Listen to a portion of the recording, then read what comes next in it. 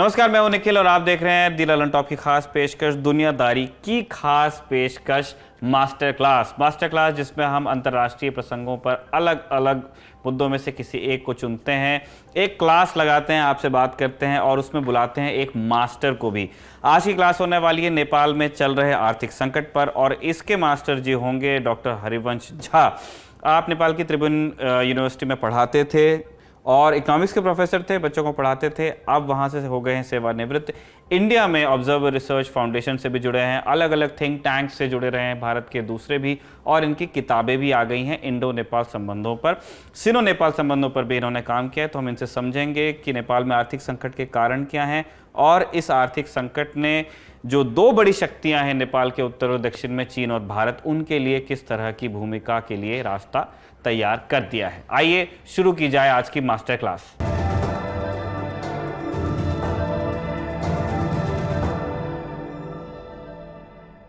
Sir, पहला प्रश्न हमारा यही है कि नेपाल में जिस आर्थिक संकट की बात हो रही है, भारत में जो हमने खबरें पढ़ी हैं उसमें आंकड़े हैं, लेकिन आप नेपाल में हैं, नेपाल के लोगों से मिल रहे हैं, बात करते हैं, आपका रहना जीवन पूरा वहीं है। आप किस तरह से स्ट्रेस फील कर रहे हैं इस आर्थिक संकट की, जो हमको 7% एक आपका इन्फ्लेशन या 250 सीसी की मोटरसाइकिल पे बैन, इस तरह की हमने खबरें पढ़ी हैं जो लोग अलग अलग तरह से लेते हैं, लेकिन एक आम जीवन कैसे प्रभावित हुआ है? क्या आपके एक दिनचर्या आपकी जैसे चलती है वो भी अफेक्ट होने लगी इन्फ्लेशन की वजह से? हाँ, इसमें कोई संदेह नहीं है। जो ये आर्थिक संकट का भार जो है ये कॉमन नागरिक ने फील शुरू किया है अभी। तो अब जैसे तेल जो हम लेते थे, पेट्रोल लेते थे पहले, उसके दाम में अप्रत्याशित रूप से कमी हो गया है। इसके बाद जाकर के खाने पीने की जो चीजें हैं उनके प्राइस में भी अप्रत्याशित रूप से जो बढ़ोतरी हुआ है, वृद्धि हुआ है। इसके बाद ट्रांसपोर्टेशन इत्यादि इस सब का भी भाव में बहुत ज्यादा वृद्धि हुआ है।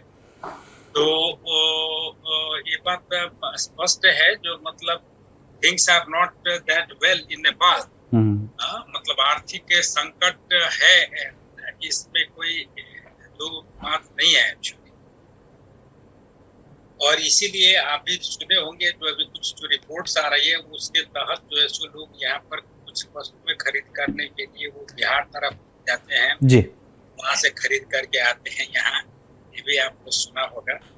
तो ये सब कुछ ही समय में, मतलब 1-1.5 महीना की सब डेवलपमेंट है जो अप्रत्याशित रूप से विभिन्न वस्तुओं का जो दाम बढ़ा है। तो इसका इम्पैक्ट कॉमन नागरिक फील कर रहा है और एज ए कॉमन नागरिक हम लोग भी फील करते हैं। सर, ये बताएं कि इस जो आर्थिक संकट है उसका एक, नेपाल अब धीरे धीरे बैलेंस ऑफ पेमेंट क्राइसिस की तरफ बढ़ रहा है, जैसा कभी मतलब 90 के दशक की शुरुआत में भारत के साथ हुआ था। ऐसा कहा जा रहा है कि नेपाल में जो फॉरेन रिजर्व्स अभी बचे हैं वो 6 या 7 महीने के लिए चलेंगे। स्थिति यहाँ तक के कैसे पहुंच गई है? मतलब आपने आप खुद इकोनॉमिस्ट हैं, आप पढ़ाते भी हैं बच्चों को। आपको क्या लगता है कि कौन से वो फैसले थे या वो कौन सी परिस्थितियां थी जिनके चलते हालत इतने बिगड़ गए हैं? पहले तो थोड़ा सा करेक्ट कर दूं इसमें कि 1991 में जो आपकी जो स्थिति थी, मतलब भारत की जो स्थिति थी, वो जस्ट 2-3 दिन एक्सपोर्ट मतलब इंपोर्ट कर सके इतना ही रिजर्व बचा था, मतलब लगभग 0 पर पहुंच गया जी। अभी नेपाल में वो स्थिति नहीं है। करीब 206 महीना तक हम लोग सस्टेन कर सकते हैं, परंतु जो है सो ये गिरावट हुआ है, उसमें ड्रास्टिकली जो है गिरावट हुआ है, ये बात सत्य है। परंतु things are not that worse actually, क्योंकि आपके यहाँ उस समय में 1991 ठीक है। नहीं, बिल्कुल आप जो कह रहे हैं कि 91 से उसकी तुलना गलत होगी, वो मैं बिल्कुल एक्सेप्ट करता हूँ। आपने उसको कारण भी दे दिया। हमें जानना चाह रहे हैं कि नेपाल में इसके कारण क्या है, जो फॉरेक्स रिजर्व जो डिप्लीट हुआ है, इन्फ्लेशन एकदम से स्पाइक किया है, उस जैसे एक कोविड लोगों को ऑब्वियस कारण उसका लगता ही है। क्या इससे इतर कोई पॉलिसी डिसीजंस थे या कोई नेपाल की कोई स्पेसिफिक परिस्थितियां थी, आर्थिक राजनीतिक किसी तरह का संकट था जिस वजह से स्थिति इतनी दुभर हुई है? देखिए, कोई नई बात नहीं है। मतलब ये अभी का जो ये क्राइसिस है, इकोनॉमिक क्राइसिस, ये धीरे धीरे बढ़ा है, क्योंकि इससे पहले भी जो कम्युनिस्ट सरकार थी उस समय में एक तो ये है जो करप्शन की वजह से भी जो है सो बहुत हाई इन्फ्लेट करके हम लोगों ने सामान खरीद किया वहां पर। कोविड के लिए जो इंस्ट्रूमेंट्स थे या कोविड के नाम पर जो मेडिसिन आए, जो कुछ आए एक्चुअली, तो वो बहुत इन्फ्लेटेड फिगर में है, ऐसा जो है सो ये क्लियर है। दूसरी चीज ये है जो हम बेसिकली इंपोर्ट ओरिएंटेड कंट्री ही हैं जी। मतलब एक्सपोर्ट्स आर वेरी फ्यू, बहुत कम है हमारे यहाँ। तो पहले से ही कोई ऐसा वो प्रयत्न नहीं हुआ देश में जो हम अपना डोमेस्टिक प्रोडक्शन भी बढ़ाएं, हम किसी चीज में आत्मनिर्भर भी हुए। तो इस दिशा में बहुत प्रयत्न नहीं हुआ है। इसलिए कुछ चीजें हैं यहाँ पर, जैसे सीमेंट में हम लोग आत्मनिर्भर हैं या अंडा के प्रोडक्शन में हम लोग आत्मनिर्भर हैं। ऐसी कुछ चीजें, चीनी में हम लोग लगभग जो है ये आत्मनिर्भर हैं। तो there are only a few things, otherwise मतलब ज्यादातर वस्तुएं जो है सो हम लोग इम्पोर्ट ही करके जो है सो ये काम चलाते हैं। तो अभी जो ये हो गया, 2-3 फैक्टर बहुत महत्वपूर्ण है एक्चुअली इसको फॉरेन एक्सचेंज रिजर्व गिरने में।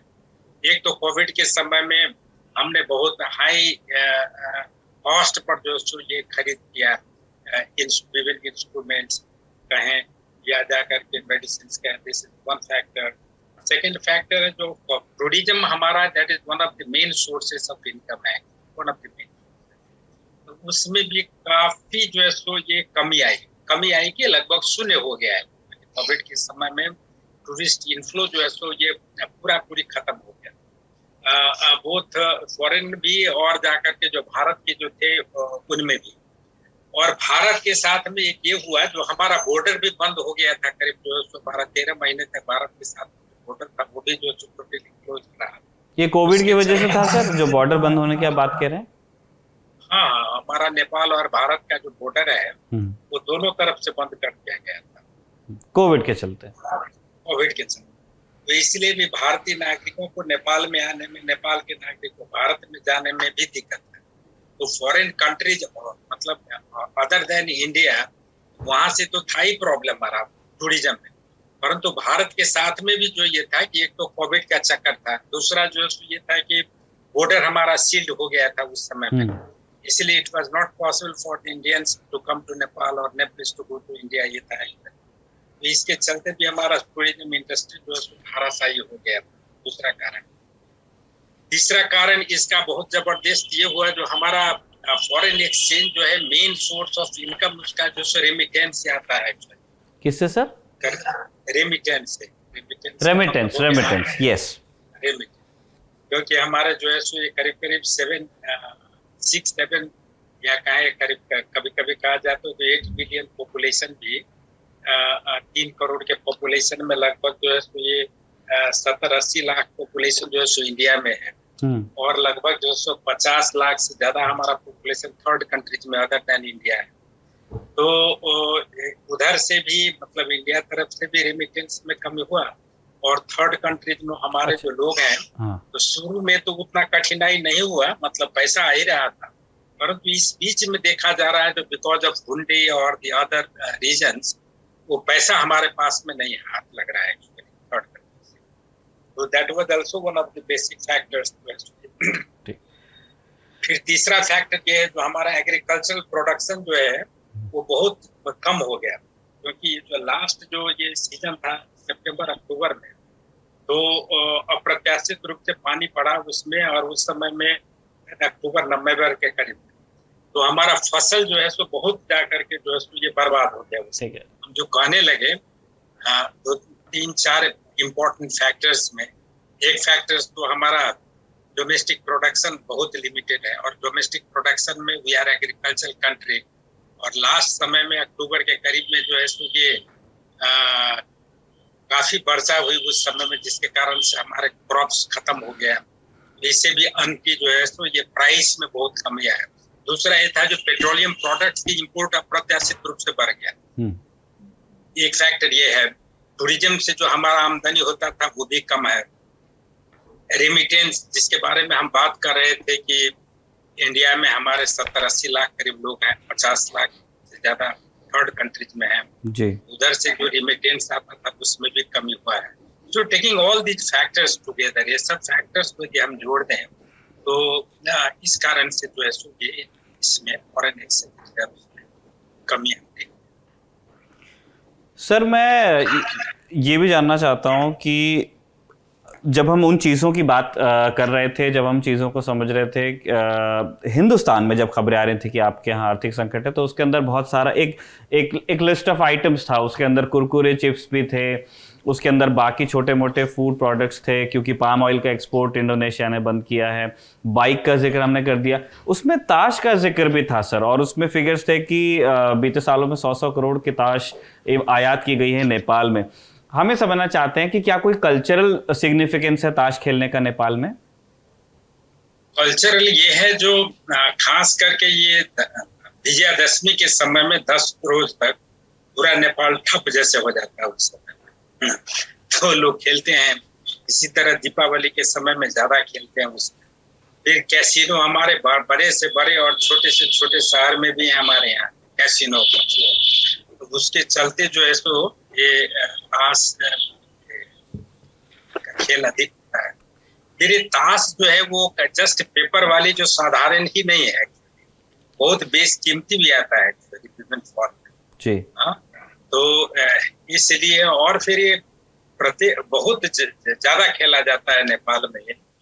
तो इसीलिए करीब 100 करोड़ के करीब 4-5 वर्षों में आयात हुआ है, हमने भी देखा है। तो ये परंतु ये चीज है जो विलासता की, हम तो कुछ अपना प्रोडक्शन है नहीं, तो इसीलिए कुरकुरे जो कि हम स्वयं बना सकते थे भी हम भारत से। तो सब चीज हम लोग जो है सो जो इम्पोर्ट जो है सो पूरा लिबरलाइज्ड कर दिए वहां पर। तो क्या कहेंगे, मतलब एक छोटे से छोटा चीज और बड़े से बड़ा चीज हम सब इम्पोर्ट ही करते हैं actually, whether it is automobiles, whether it is other industrial goods. तो इसीलिए जो है ये संकट है। और सबसे ज्यादा जो ये रसा यूक्रेन जो वार हो रहा है एक्चुअली, इसमें तेल का दाम तो अंतरराष्ट्रीय स्तर पर भी बढ़ा है, उसका मार हम लोग भी झेल रहे हैं। तो इसीलिए आप फिगर देखेंगे तो लास्ट ईयर पे तुलना में इस साल में तेल की जो है सो इम्पोर्ट भी काफी बढ़ा है, तेल की बढ़ा है, अन्न की आयात में जो है सो वृद्धि हुआ है, उससे भी जो है सो प्राइस बढ़ोतरी हुई है। इसी कारण से डेफिसिट जो है वो ट्रेड का अप्रत्याशित रूप से बढ़ा, बैलेंस ऑफ पेमेंट हमारा बिगड़ गया। और इतना ही नहीं, वो डेट सर्विस जो है ना रेशियो, अर्थात जितना हमने जो है सो करीब नेपाल का जितना जीडीपी है, ग्रॉस डोमेस्टिक प्रोडक्ट, उसका लगभग 43% हिस्सा जो है हमने उतना जो है ऋण लिया है बाहर से, जितना हमारा ये है। तो उसके लिए हमें इंटरेस्ट पे करना पड़ता है, जो कि करीब 333 मतलब $333 मिलियन हमको पे करना पड़ता है एक्चुअली यहाँ पर। तो इस सब कारण से रिजर्व्स पर जो है सो काफी प्रेशर हुआ है, और इस प्रेशर के चलते हमने कुछ स्टेप्स अभी लेना शुरू किया है कि कैसे उसको करें। एक और चीज़ जो हिंदुस्तान के भी रूरल एरियाज़ में अभी इन दिनों देखने को मिल रही है, हमारा बिजली संकट दूसरे तरह का है। कुछ जगह कुछ घंटों की कटौती है। हम सुन रहे हैं कि नेपाल में बहुत कटौती हो रही है सर, क्या ये बात सही है? और इस कटौती के कारण क्या बताए गए हैं? गवर्नमेंट ने क्या कम्युनिकेट किया है आपको?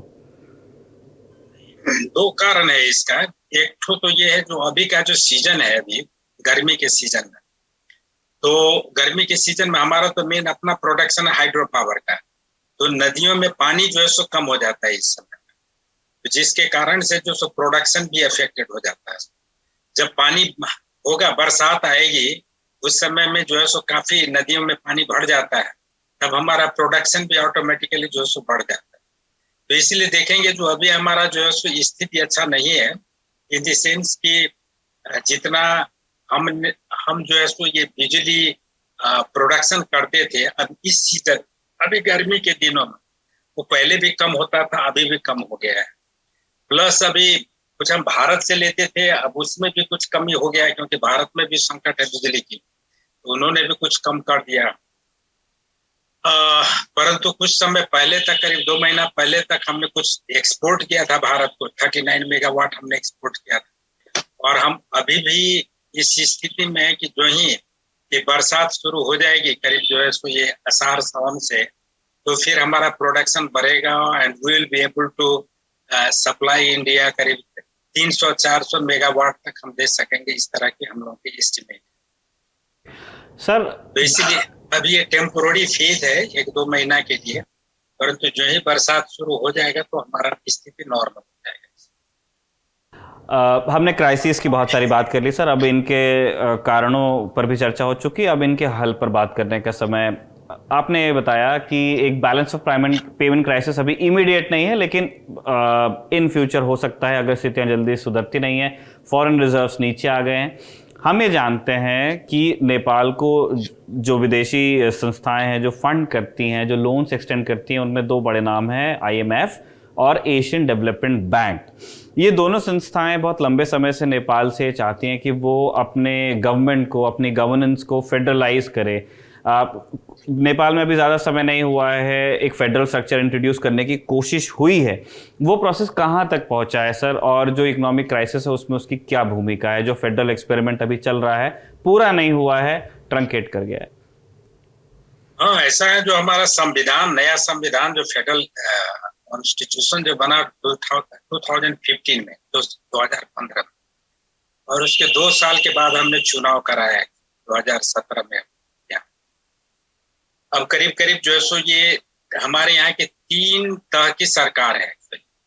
एक हमारा लोकल सरकार है, दूसरा हमारा प्रोविंशियल गवर्नमेंट है, और एक जो है सो हमारा फेडरल सरकार है। मतलब जो 7 से 53 753 हमारा लोकल यूनिट्स है, म्यूनिसिपैलिटीज, विलेज डेवलपमेंट काउंसिल्स, तो इनकी संख्या 753 है। हमारे यहाँ 7 राज्य हैं, तो 7 राज्य में 7 सरकार हुए, और एक जो है सो ये सेंट्रल गवर्नमेंट है, फेडरल गवर्नमेंट है, वो काठमांडू। तो ऑल दीज गवर्नमेंट, ये 3 तरह की सरकार जो है सो सब अपने आप में इंडिपेंडेंट है, क्योंकि वो जो लोकल यूनिट्स जो है, म्यूनिसिपैलिटीज और बीडीसी, वो भी प्रोविंस न तो प्रोविंशियल गवर्नमेंट के मातहत में है, न तो वो सेंट्रल गवर्नमेंट के मातहत में है। They are working independently. इसी तरह से 7 प्रोविंशियल गवर्नमेंट है, वो भी फेडरल गवर्नमेंट के अंतर्गत नहीं है, एक्चुअली दे वर्क इंडिपेंडेंटली। और फेडरल जो गवर्नमेंट है वो तो खैर इंडिपेंडेंट है।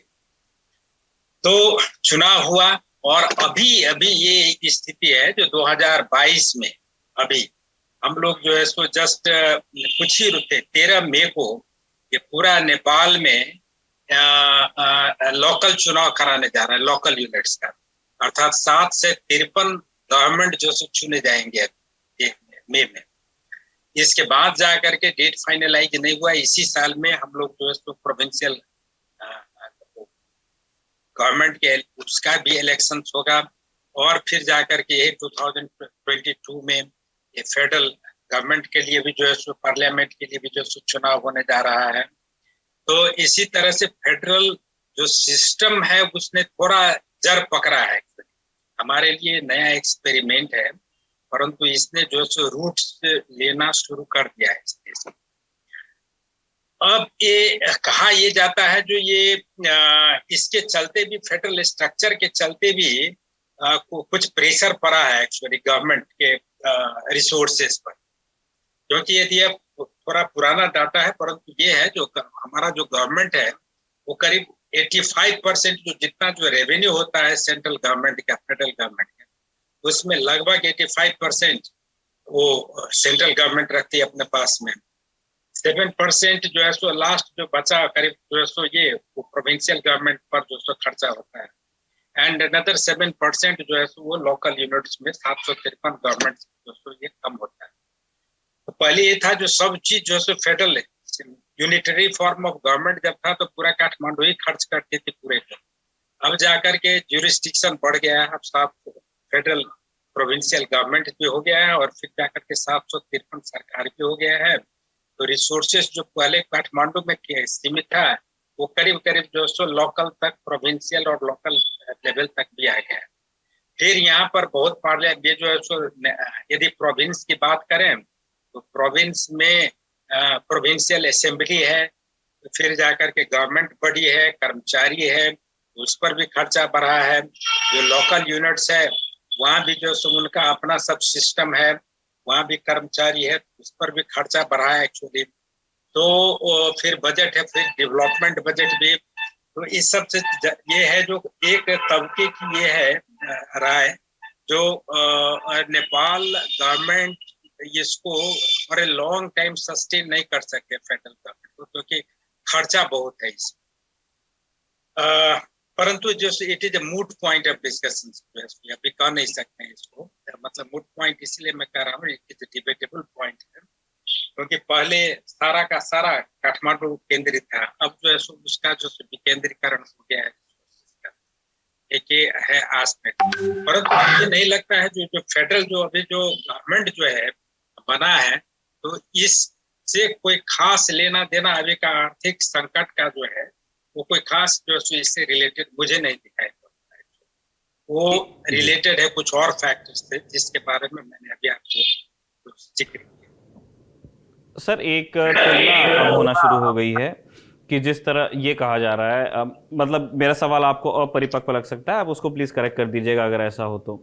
एक तुलना अब शुरू हो गई है कि हमने ये देखा है कि श्रीलंका में दोनों कारण है, कोविड भी है, इकोनॉमिक स्ट्रेस भी है, लेकिन उसमें चीन का दखल बढ़ता गया और अब वहां पे जो स्थिति निर्मित हुई है वो भयावह हो गई है, और उसने एक फुट इन डोर वाली स्थिति फिर से पैदा कर दी है कि जो भारत का पुराना रोल हुआ करता था, जो पुराने संबंध हुआ करते थे, उनको एक तरह से रिकिंडल कर दिया है इस क्राइसिस ने।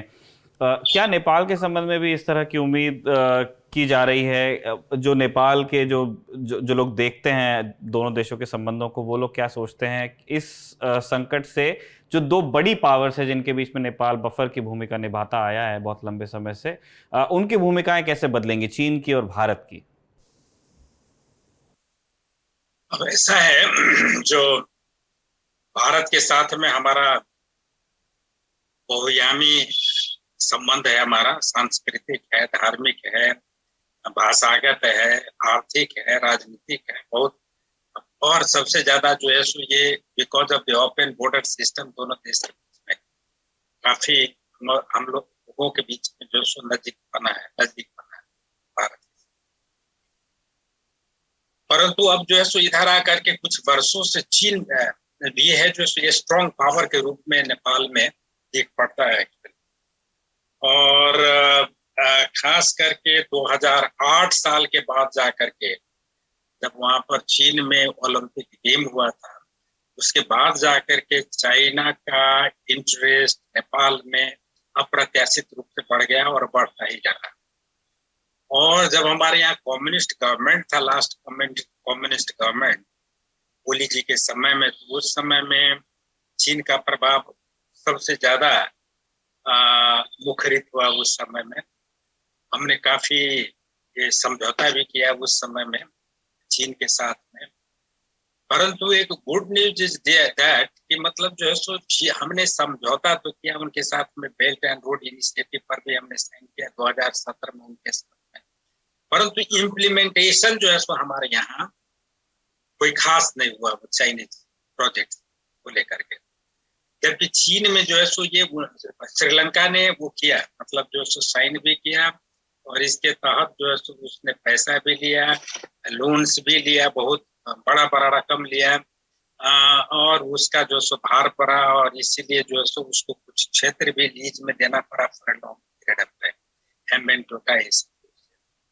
हमारे यहाँ भी कुछ प्रोजेक्ट्स थे बहुत महत्वपूर्ण चीन के साथ में होने वाले, हमने साइन किया है एक्चुअली उस पर, जैसे कि रेलवे ट्रेन तिब्बत से लेकर के और काठमांडू में, और फिर जाकर के उसको पोखरा में ले जाने की बात की। तो इट वाज बिलियंस डॉलर्स जो है सो ये इस पर जो सो खर्च होने वाला था, बहुत भारी भरकम रकम खर्च होने वाला था। तो हमने समझौता तो किया है, हमने जो सो उसके लिए ये डीपीआर भी जो सो बनाने पर जो सो हम लोग आगे बढ़ना है, 4-5 साल में बन भी जाएगा उसका, परंतु इम्प्लीमेंटेशन कोई खास नहीं हुआ यहाँ पर। तो इसीलिए हमारा वो उतना स्ट्रेस नहीं हुआ हमारे इकोनॉमिक ऊपर। अभी चीन के परराष्ट्र मंत्री आए थे हमारे यहाँ, और उन्होंने जो है सो काफी कोशिश की कि बेल्ट एंड रोड के मार्फत में कुछ इम्पोर्टेंट प्रोजेक्ट्स पर दोनों देशों के बीच में कुछ एग्रीमेंट्स महत्वपूर्ण साइन हो जाए। परंतु हमने ये स्टेप लिया, मतलब हमारी गवर्नमेंट ने स्टेप लिया कि हमें यदि चीन देना चाहती है तो हम ग्रांट्स लेंगे वहां से, नॉट लोन्स। और हम जो यदि जो लोन से भी यदि चाइना हमको देना चाहे तो द रेट ऑफ इंटरेस्ट जो है उसका 2% से ज्यादा नहीं होना चाहिए। अर्थात हम जो multilateral institutions like world bank, IMF, ADB, Asian development bank जिस तरह से हमको जो है लोन देती है, मतलब जो है सॉफ्ट लोन देती है, यदि उस प्रकार का सॉफ्ट लोन यदि चाइना देना चाहे तो हम उसे ग्रहण करेंगे, लेंगे। परंतु जो है उसको यदि लोन्स जो है उसमें इंटरेस्ट रेट ज्यादा होगा, कंडीशनैलिटी जो है सो हमारे देश के अगेंस्ट में होगा, वो हम नहीं लेंगे। तो इसीलिए हमारी सरकार ने, अभी की जो सरकार है शेर बहादुर देउवा जी का, नेपाली कांग्रेस का, ये बड़ा मुझे लगता है जो महत्वपूर्ण निर्णय लिया, चाइना के साथ में टफ स्टैंड लिया, जो आप या तो हमें ग्रांट्स दें, नहीं तो सॉफ्ट लोन दें ज्यादा से ज्यादा तक, और तरह की चीज पर हम इंटरेस्टेड नहीं है। आपने क्लियर कट मैसेज उन्होंने भेजा। तो एक ये चीज है। दूसरा चीज ये है जो इसी बीच में ये MCC मतलब प्रोजेक्ट है अमेरिका के साथ में, जो हमने जो रेटिफाई किया हमारे पार्लियामेंट ने 2/3 मेजोरिटी से जो रेटिफाई किया, वो $500 मिलियन का प्रोजेक्ट था, फिर उसमें बढ़ोतरी हुआ है। तो it is a very huge amount of money, वो हमने एक्सेप्ट किया है। और आने वाले मतलब करीब 5 वर्ष में जो हमें खर्च करना है उसको, तो मुझे लगता है जो ये और ये पूरा 100% जो सो ग्रांट्स है एक्चुअली जो हमने अमेरिका के साथ में जो अभी समझौता किया है और रेटिफाई किया है उसको, और उस खाते में मिल रहा है। तो ये हमें लगता है जो मतलब एक तरफ से जो चीन से जो बहुत बड़ा ये loan with high rate of interest with other conditionality जो आने वाला था, वो हमने नहीं लिया। अमेरिका के साथ जो ये ग्रांट्स किया, तो ये हमारा बहुत बड़ा ये अच्छा स्टेप था देश। तो इसीलिए नेपाल श्रीलंका बन जाएगा, मतलब we are heading in line with Sri Lanka, मुझे नहीं लगता है एक्चुअली, क्योंकि हमने जो दिखाया अपना स्टैंड उसमें ज्यादा प्रौढ़ता है, उसमें ज्यादा मैच्योरिटी है। वो मैच्योरिटी श्रीलंकन गवर्नमेंट नहीं दिखा पाई है, और इसीलिए श्रीलंका की दुर्दशा है। हमारे यहाँ नहीं लगता है जो मतलब जो उस प्रकार का कोई संकट जो आएगा। आखिरी दो सवाल हैं। तो इस क्राइसिस में भारत से किस तरह की मदद की अपेक्षा करता है नेपाल? क्या government of India, government of Nepal के बीच में किसी बैकट्रैक बातचीत की जानकारी है कि दोनों देश मिल करके इस संकट से लड़ने की कोई नीति बना रहे हों, जो आर्थिक संकट नेपाल में है? हाँ, देखिए इसमें यह है जो ये अभी तो हमारे प्रधानमंत्री गए थे दिल्ली, और वहां से सब कुछ समझौता भी हुआ, हाइड्रो पावर सेक्टर में समझौता हुआ, तो सोलर सेक्टर में भी समझौता हुआ भारत के साथ में, बहुत महत्वपूर्ण समझौता हुआ है हमारे दोनों देशों। अभी अभी आपने सुना होगा जो ये क्रॉस बॉर्डर पर हमने जो काफी इंटरेस्ट ली है, जो हमारे दोनों देशों के बीच में रोडवेज, इसके बाद जाकर के ये ट्रेन या और भी जो है सुविधा जो है बढ़े, इस पर हम लोगों ने ये किया है। भारत के साथ में हमारा एक है बहुत पहले से कि हमारा करेंसी जो है so that is tied up with Indian currency. सबसे बड़ा चीज आपको ये है, हमारा जो करेंसी का जो ये जो निर्धारण होता है उसका वैल्यू, तो हम लोग जो है सो वो इंडियन करेंसी के साथ में जुड़े हुए हैं, तो इसीलिए हमारा फ्लक्चुएशन वो नहीं होता। श्रीलंका की स्थिति और है, इसीलिए हमारी स्थिति खराब होने वाला भी होगा तो नहीं हो पाएगा, क्योंकि we are just tied up with Indian currency. एक तो ये बहुत बड़ी चीज ये है हमारे भारत के साथ में। दूसरी चीज हमारी जो सो अपेक्षा भारत सरकार करे या न करे, परंतु दोनों देशों के जनता के बीच में इतनी घनिष्ठता है कि कोई बहुत बड़ा संकट यहाँ पर नहीं आ पाएगा। अर्थात बिकॉज ऑफ ओपन बॉर्डर, उसको और करें क्लियर, ओपन बॉर्डर, तो जो सामान आपके यहाँ है वो सब सामान हमारे यहाँ आ जाएगी, बहुत आसानी से आ जाएगी। हाँ, थोड़ा कॉस्ट बढ़ेगा नेपालियों को, दैट दे विल पे, परंतु जब तक ये हमारा जो सांस्कृतिक संबंध है, हम ये जो बॉर्डर खुला है वो संबंध हमारा कायम है, सोशल एक रिलेशंस कायम है, तब तक जो है सो कोई बहुत भीषण संकट आने की संभावना मैं नहीं देखता। नेपाल की डोमेस्टिक पॉलिटिक्स को लेकर के है सर, कि इस संकट ने किस तरह की चुनौतियां देवबंद सरकार के सामने बनाई हैं, और ये क्राइसिस जो नेपाल जिस चीज़ के पिछले दिनों काफ़ी इस बात की चर्चा होने लगी थी कि नेपाल बहुत ही शांत और स्टेबल कंट्री माना जाता था, लेकिन जिस तरह का पिछले 2 दशकों में वहाँ पे पॉलिटिकल अपहीवल देखा गया, क्या उसके लौट जाने की संभावना है, या फिर ये अभी जो नेपाली पॉलिटी है वो इतनी मैच्योर हो गई है कि वो इस संकट को मैच्योरिटी के साथ डील कर लेगी without fighting with each other? अभी इलेक्शंस भी आने वाले हैं। हाँ, अभी इलेक्शन ईयर ही है ये। तो अब ये हम देखते हैं जो ये फॉर द फर्स्ट टाइम, मतलब कई वर्षों के बाद जा करके हमारे यहाँ, दशकों के बाद जाकर के आया था स्थिति जो हम स्टेबल गवर्नमेंट बना पाए थे। जो 17 में जो चुनाव हुआ था उसमें कम्युनिस्ट पार्टी को भारी बहुमत से हमने जिताया था, परंतु उसको सस्टेन नहीं कर सकी सरकार, वहां की कम्युनिस्ट गवर्नमेंट, और इसीलिए जो सो उसका डाउनफॉल हो गया। तो फिर जाकर के अभी हम लोग जो गलतियां उस सरकार ने की थी उसको करेक्शन के फेज में जो है अभी का सरकार जो कोलिएशन गवर्नमेंट है, 5 पार्टीज है इसमें, उसमें कम्युनिस्ट के भी जो 2 ब्लॉक्स हैं उसमें। तो ये इसके बावजूद भी, और नेपाली कांग्रेस जो है सो मतलब टोटल संसद में बहुत अल्पमत में है, फिर भी हम ये देखते हैं जो अभी का जो सरकार है वो करेक्शन के फेज में जा रही है, अर्थात जो जो गलतियां उसने की है प्रीवियस गवर्नमेंट ने उसको करेक्शन मोड में जो सुधार है। इसीलिए हमने भारत के साथ में संबंध सुधारा, इसीलिए हमने अमेरिका के साथ में भी अपने रिश्ते को जो सुधारा है इस बीच में। तो मुझे लगता है जो मतलब ये संकट जरूर है हमारे सामने में, परंतु ये संकट जो है तो ये कोई भीषण रूप नहीं ले पाएगी।